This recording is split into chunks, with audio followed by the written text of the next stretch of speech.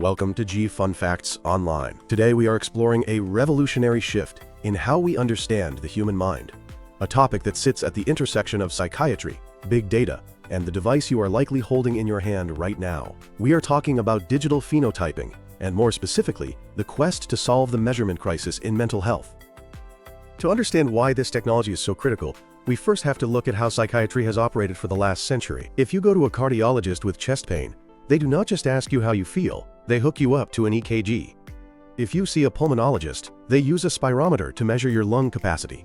But if you walk into a psychiatrist's office, the diagnosis is almost entirely based on conversation. You sit in a room, you recount your memories of the past few weeks, and the clinician makes a judgment based on observation and your self-report. While that human connection is irreplaceable, scientifically, it is fraught with peril. Human memory is fallible. We often forget how we felt 3 days ago, let alone 3 weeks ago. We suffer from recall bias and social desirability bias, the tendency to downplay symptoms to look better in front of a doctor. This reliance on subjective, episodic conversation means psychiatry is the only medical field that largely lacks objective, quantifiable data for diagnosis. This is what is known as the measurement crisis. In a world where we track our steps, calories, and sleep cycles with consumer gadgets, our understanding of the human mind remains surprisingly analog and episodic. Enter digital phenotyping. This term was coined by Dr. Jukka-Pekka Onnela of the Harvard T.H. Chan School of Public Health. He defines it as the moment-by-moment quantification of the individual-level human phenotype in situ using data from personal digital devices. That is a mouthful, so let's break it down. In simpler terms, it is the science of turning the digital breadcrumbs we leave behind, our typing speed, our location patterns, our voice modulation, our screen time, into a continuous objective map of our mental state. It promises a massive paradigm shift from episodic care, which is seeing a doctor once a month, to continuous care, which is monitoring health 24/7. The premise is that the smartphone in your pocket is not just a communication device, but a powerful sensor capable of detecting the onset of a depressive episode or a manic break weeks before you might even realize it yourself. So how does this actually work? The science operates on the idea that mental states have physical and behavioral correlates. Just as a fever is a physical sign of an infection, changes in digital behavior are signs of changes in mental health. We categorize these signals into two main types: passive data and active data. Let's start with passive data, which is often considered the secret sauce of digital phenotyping because it runs in the background and minimizes the burden on the patient. The first major category of passive data is GPS and mobility. Depression is physically immobilizing. Digital phenotyping algorithms track not just where a person goes, but the entropy of their movement. A healthy person typically has a regular circadian rhythm. They leave home at 8 a.m., go to work, maybe hit the gym, and come home. A depressed patient's routine often disintegrates. GPS data can detect this circadian disruption, showing erratic sleep and wake cycles weeks before a mood crash. We also look at homestay metrics, which is simply the amount of time spent at home. It acts as a crude but effective proxy for social withdrawal and anhedonia. On the flip side, we look at location variance. In the manic phases of bipolar disorder, patients often exhibit goal-directed activity. They travel to new places, move rapidly, and show high entropy in their GPS logs. The second sensor category involves the accelerometer and gyroscope. These sensors, which tell your phone which way is up, can detect the subtle tremors of anxiety or the psychomotor retardation of depression. In clinical depression, patients often move less and move more slowly. In anxiety or mania, movements may be jittery or hyperactive. By combining accelerometer data with screen-off time and ambient light sensors, algorithms can even estimate sleep duration and quality with surprising accuracy, without the user needing to wear a smartwatch. The third category is human-computer interaction, or how you tap and scroll. How you touch your screen says a lot about your brain function.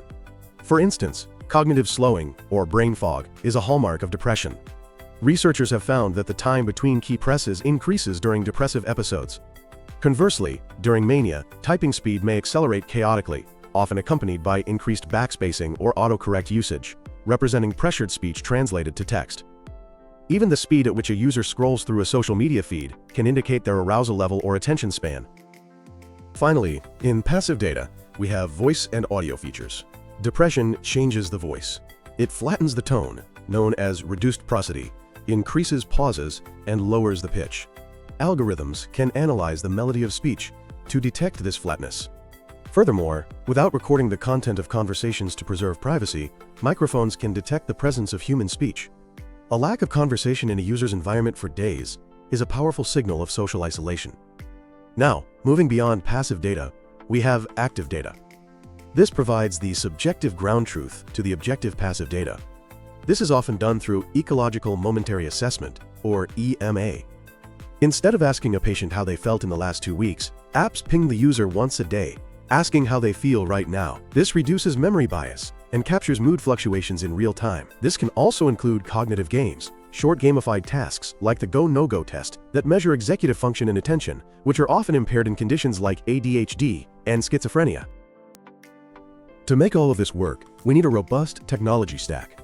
It starts with the sensor layer, which is the smartphone itself. Modern phones are packed with over a dozen sensors, bridging the digital divide better than expensive medical devices, because smartphone penetration is high, even in lower-income populations. Next is the platform layer. Collecting raw sensor data is technically difficult, because operating systems like iOS and Android aggressively kill background apps to save battery. The gold standard here is the Bayway platform, developed by the Onella Lab at Harvard. It allows researchers to specify exactly which sensors to pull and handles the complex encryption required to be HIPAA compliant. Finally, there is the analytics layer. Raw data is noisy. A phone sitting on a table looks the same to an accelerometer as a person sleeping. Machine learning algorithms must first extract features, identifying episodes of walking, driving, or sleeping. Then, they perform anomaly detection. The AI learns the individual's baseline. It doesn't matter if you normally sleep 6 hours or 9 hours. It matters if your 6 hours suddenly becomes 12. This N-of-1 experimentation is unique to digital phenotyping. The patient is their own control group. So what are the clinical applications? Why are we doing this? The true value lies in applying this to specific pathologies. Take schizophrenia. This condition is characterized by relapses, psychotic episodes that often require hospitalization. These are frequently preceded by subtle behavioral changes. Studies have shown that weeks before a relapse, patients often exhibit a drastic reduction in mobility and social contact. A just-in-time alert can be sent to a case manager, noting that a patient hasn't left their apartment in 3 days and communication has dropped by 90%. This allows for intervention before hospitalization is needed. In bipolar disorder, the goal is to detect the manic switch. Mania is loud in digital data. Increased steps, less sleep, rapid typing. The innovation here is predicting the transition point from a normal mood to mania, allowing for early mood stabilizer adjustment. For major depressive disorder, we look for the bed-to-couch metric, where a person's location variance collapses. We also look for cognitive markers and typing patterns that serve as a proxy for psychomotor retardation. Perhaps the most high-stakes application is suicide prevention. Researchers are looking at social fragmentation patterns, where a user disconnects from their core support network, but perhaps increases activity on anonymous forums. However, the false positive rate remains a massive ethical challenge. We must now turn to the business side of things. The trajectory of digital phenotyping as a business has been a roller coaster, illustrating the difficulty of translating cool science into profitable healthcare. Between 2015 and 2021, billions of dollars flowed into companies promising to treat mental illness with software. Mindstrong, founded by former NIMH head Tom Insel, raised $160 million promising to use typing patterns to diagnose mental illness. However, Mindstrong wound down operations in early 2023 and sold its tech to Sondermind. The science was valid, but the business model was flawed. They struggled to prove to insurers that their detection capability saved enough money to justify the cost. Then there was Pear Therapeutics, which created prescription digital therapeutics, apps prescribed like drugs. They filed for bankruptcy in April 2023 because the healthcare system was not ready for software as a drug. Doctors didn't know how to prescribe it, and insurers didn't want to pay for it. Akili Interactive, known for the first FDA-approved video game for ADHD, also struggled with the prescription model and pivoted to selling directly to consumers before being acquired. The lesson from the 2023-2024 crash is that digital phenotyping is not a replacement for a doctor. It is a thermometer. The successful companies of the future, like Sondermind and Verily, are integrating these signals into broader care ecosystems to support measurement-based care. The next frontier in this field is the JITAI, or Just-in-Time Adaptive Intervention. Current therapy is reactive. You feel bad, you take a pill. JITAIs are proactive. Imagine a recovering alcoholic walking past a bar where they used to drink. Their phone GPS recognizes the location. Their smartwatch detects a spike in heart rate indicating stress or craving. The phone vibrates immediately, not to scold, but to offer a 30-second breathing exercise or connect them to a peer sponsor. This intervention at the point of decision turns the phone into a real-time coping tool. However, we must address the ethical nightmares. To help you, the algorithm must know you intimately. This creates a privacy paradox. If an app detects you are manic, can it sell that data to a credit card company? Can an employer fire you because your cognitive slowing score dropped? The industry is moving toward on-device processing to mitigate this, where the raw data never leaves the phone, only the insights do. There is also the issue of algorithmic bias. If AI is trained on wealthy iPhone users, it may misinterpret the behavior of low-income populations living in high-crime neighborhoods, where staying home is a safety choice, not a symptom of depression. Finally, looking toward 2026 and beyond, we see three trends. First, generative AI and the empathic chatbot. Future tools will use large language models to analyze the semantics of speech in real time, offering therapist-grade conversational support. Second, the digital twin. Medicine is moving toward creating virtual models of patients to simulate reactions to medications. And third, passive sensing as a vital sign. The ultimate goal is for mental health status to become a vital sign, just like blood pressure. In conclusion, digital phenotyping represents the industrialization of introspection. It offers the first objective lens into the murky waters of mental illness.